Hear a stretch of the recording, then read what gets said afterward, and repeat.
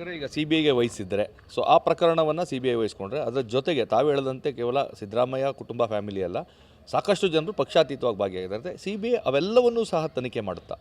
ಹೌದು ಸರ್, ಅದು ಮಾಡಬೇಕು ಅಂತ ನಾವು ಮನವಿ ಮಾಡ್ಕೊಂಡಿರೋಂಥದ್ದು. ಯಾಕಂದರೆ ಅದು ನಾವು ಖಾಸಗಿ ದೂರಜರು ಕೂಡ ಅದನ್ನೇ ಉಲ್ಲೇಖ ಮಾಡಿದ್ವಿ.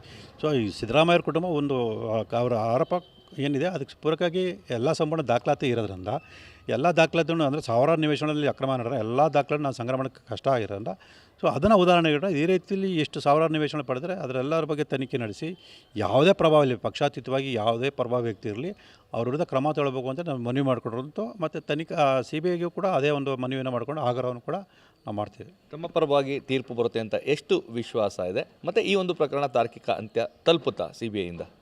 ಸರ್ 100ಕ್ಕೆ 100 ನನಗೆ ವಿಶ್ವಾಸ ಇದೆ ಸರ್. ಯಾಕೆಂದೇಳಿದ್ರೆ ಅದಕ್ಕೆ ಪೂರಕವಾಗಿ ಎಲ್ಲ ಸಾಕ್ಷಿಗಳನ್ನು ಮಾತ್ರ ಎಲ್ಲ ಇರೋದ್ರಿಂದ ಮತ್ತು ಈಗಾಗಲೇ ಸಾಕಷ್ಟು ವಿಚಾರದಲ್ಲಿ ಜಯ ಗಳಿಸಿರೋದ್ರಿಂದ ಸೊ ಈ ವಿಚಾರದಲ್ಲಿ ಅದೇ ರೀತಿ ನಮ್ಗೆ ಜಯ ಸಿಗುತ್ತೆ ಅನ್ನೋ ವಿಶ್ವಾಸ ನನಗಿದೆ.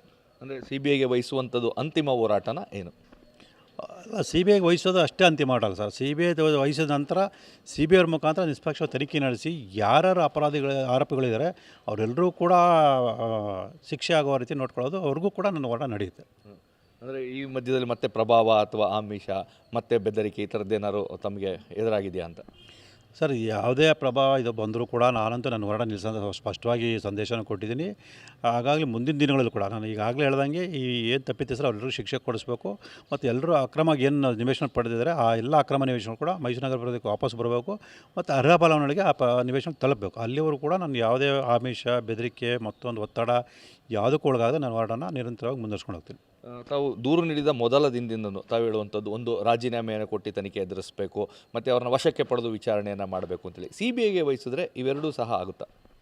ಸರ್, ಖಂಡಿತ ಆಗುತ್ತೆ ಅಂತ ನಿರೀಕ್ಷೆ ಇದೆ ಸರ್. ಯಾಕೆ ಅಂತ ಹೇಳಿದ್ರೆ ಇದೇ ಸಿದ್ದರಾಮಯ್ಯನವರು ಬೇರೆಯವ್ರ ವಿಚಾರದಲ್ಲಿ ಮಾತಾಡೋದು ನಾವೆಲ್ಲರೂ ನೋಡಿದ್ದೀವಿ. ನೈತಿಕ ಹೊಣೆ ಬಗ್ಗೆ ಅವರೇ ಮಾತಾಡ್ತಾರೆ. ಒಂದು ಪ್ರಕರಣ ದಾಖಲಾಗಿದ್ದಾಗ ಅಧಿಕಾರದಲ್ಲಿರಬಾರ್ದು, ಪ್ರಭಾವ ಬೀರುತ್ತೆ ಅಂತ ಅವರೇ ಹೇಳಿದ್ದಾರೆ. ಹಾಗಾಗಿ ಅವರು ಈಗಾಗಲೇ ಕೊಡಬೇಕಿತ್ತು ನೈತಿಕತೆನ, ಆ ನೈತಿಕತೆ ಹೊಣೆ ಇತ್ತು. ಆದರೆ ಅವರು ಯಾಕೋ ಬಂಡತನ ತೋರಿಸ್ತಾರೆ. ಸಿ ಬಿ ಐ ಕೊಟ್ಟಂತಾದರೂ ಕೊಡ್ಬೋದು ಅಂತ, ರಾಜೀನಾಮೆ ಕೊಡ್ಬೋದು, ಮುಖ್ಯಮಂತ್ರಿ ಸ್ಥಾನ ಬದಲಾಗ್ಬೋದು ಅಂತೇಳಿ ಒಂದು ನಿರೀಕ್ಷೆ ಇದೆ. ಸೊ ಅದಕ್ಕೆ ಪೂರಕವಾಗಿ ಇತ್ತೀಚೆಗೆ ನಡೀತಾ ಇರೋಂಥ ಬೆಳವಣಿಗೆ ಕೂಡ ನಾವು ಗಮನಿಸ್ಬೋದು. ಹಾಗಾಗಿ ಅವರು ರಾಜೀನಾಮೆ ಕೊಡ್ಬೋದು ಅಥವಾ ರಾಜೀನಾಮೆ ಕೊಡಿಸ್ಬೋದು ಅನ್ನೋ ವಿಶ್ವಾಸ ಇದೆ. ಇದು ಸ್ನೇಹಮಯಿ ಕೃಷ್ಣ ಅವರ ಸ್ಪಷ್ಟವಾದಂತಹ ಮಾತುಗಳು. ಏನು ಸಿ ಬಿ ಐಗೆ ವಹಿಸಬೇಕು ಅಂತೇಳಿ ಪ್ರಕರಣ ದಾಖಲಿಸಿದೋ ಖಂಡಿತ 100ಕ್ಕೆ 100 ವಿಶ್ವಾಸ ಇದೆ. ನ್ಯಾಯಾಲಯ ನಮ್ಮ ಪರ ತೀರ್ಪನ್ನು ನೀಡ್ತದೆ ಮತ್ತು ಈ ಒಂದು ಪ್ರಕರಣ ತಾರ್ಕಿಕ ಅಂತ್ಯಕ್ಕೆ ತಲುಪ್ತದೆ ಅನ್ನೋ ಒಂದು ವಿಶ್ವಾಸವನ್ನು ವ್ಯಕ್ತಪಡಿಸಿದ್ದಾರೆ.